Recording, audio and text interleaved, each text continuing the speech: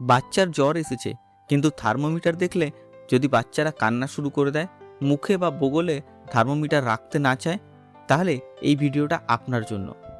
আজকে আমি আনবক্স করে দেখাবো অ্যাপোলোর এই নো টাচ ডিজিটাল থার্মোমিটার। এটা আসলে কতটা সুবিধাজনক, কতটা অ্যাকুরেট রিডিং দেয়, আর নর্মাল ডিজিটাল থার্মোমিটারের তুলনায় কোথায় ভালো আর কোথায় খারাপ, সেটা একদম আপনাদের সামনে লাইভ হাতে কলমে চেক করে দেখাবো। চলুন দেখা যাক বক্সের ভেতরে কি আছে। তো বক্সের ভেতরে একটা থার্মোমিটার রয়েছে। এটা দেখতে বেশ সুন্দর, ছোট্ট, কম্প্যাক্ট, খুব সহজেই হাতের মধ্যে চলে আসে। তো এর মধ্যে দেখুন এই মাঝখানে যে বড় সুইচ আছে স্ক্যান, সেটা প্রেস করলেই 1 সেকেন্ডের মধ্যে টেম্পারেচারটা বলে দেয়। তো এই বক্সের মধ্যে আর কি কি দিয়েছে, দিয়েছে 2খানা ব্যাটারি, একটা ওয়ারেন্টি কার্ড, আর একটা রয়েছে ইউজার ম্যানুয়াল। এখানে খুব ভালোভাবে বুঝিয়ে দেওয়া হয়েছে যে বাচ্চার কপাল যখন মাপবেন তখন কপাল যেন ভেজা না থাকে, ঘাম যদি থাকে ঘামটা একটু পরিষ্কার করে নিন এবং 3 থেকে 5 সেন্টিমিটার দূরে রাখুন। আচ্ছা, কখনো যদি এতে LO দেখানো হয়, তার মানে বাচ্চা হয়তো ভিজে আছে, নয় ফ্যানের তলায় আছে, এসির টেম্পারেচার খুব কম, এইসব ব্যাপারগুলো এখানে দেওয়া আছে। এটা একটু ভালো করে দেখে নেবেন। এবার আমি ব্যাটারিটা লাগিয়ে নিলাম। এবার আসল পরীক্ষাটা। তো দেখুন আমার হাত সামনে রেখে যে স্ক্যান বটমে প্রেস করলাম, তো দেখুন টেম্পারেচার আসছে 97.7।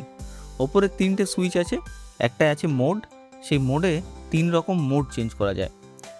বডি টেম্পারেচারের সাথে সাথে এইখানে রুম টেম্পারেচার আর সারফেস টেম্পারেচার, কোনো একটা বস্তুর সারফেস ওপরে কীরকম তাপমাত্রা আছে সেটা দেখার জন্য। তো দেখুন এই যে আর মাঝের সুইচটা রয়েছে সেন্টিগ্রেড আর ফারেনহাইট চেঞ্জ করার জন্য। তো এখন দেখুন ফারেনহাইটে টেম্পারেচার দিচ্ছে, ওই সুইচটাই আবার চেঞ্জ করলেই এটা দেখবেন সেন্টিগ্রেডে চলে আসবে। তো আমি মোডটা এই মুহূর্তে রুম টেম্পারেচারে করলাম, দেখুন এরপরে দেখাচ্ছে সারফেস টেম্পারেচার আর বডি টেম্পারেচার। এই দেখুন সেন্টিগ্রেড আর ফারেনহাইট এগুলোই চেঞ্জ হচ্ছে। এবার দেখুন আসল পরীক্ষা। আমি যে নর্মাল ডিজিটাল থার্মোমিটার বাড়িতে ব্যবহার করা হয় সেইটা আমার হাতে রেখে টেম্পারেচারটা মাপছি। দুটোর মেজারিং পদ্ধতি আলাদা। তো দেখুন এটা একদম থেমে এসছে এবং এই যে বিপ আওয়াজ করে দেখালো 97.5 ডিগ্রি ফারেনহাইট। আর আমি এখন এই নো কন্ট্যাক্টটাই চেক করছি, দেখুন 97.3। আবার একবার দুবার চেক করলাম, তো এলো 97.5। তো এই মাপটা নির্ভর করছে আপনি কত ডিগ্রি অ্যাঙ্গেলে রাখছেন, হাতের থেকে কতটা ডিস্টেন্সে রাখছেন, রুমের টেম্পারেচার কতটা, এগুলোর উপরে ডিপেন্ড করে। তাই কোনোটার উপর পুরোপুরিভাবে ভরসা করা যায় না। 2-3 বার চেক করবেন। মাঝে মাঝে খুব টেম্পারেচার বা খুব জ্বর আসলে আপনারা অন্যটা দিয়ে ক্রস চেক করে নিতে পারেন বা ডাক্তারের সাথেও যোগাযোগ করতে পারেন।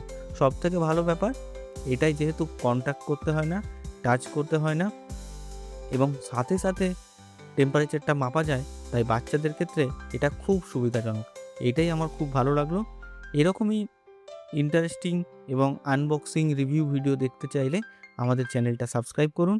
আর আপনাদের কাছে যদি এরকম কোনো থার্মোমিটার থাকে, সেটার এক্সপিরিয়েন্স আপনাদের কেমন সেটাও জানাতে ভুলবেন না। Thank you. দেখা হচ্ছে কোনো নতুন ভিডিওতে।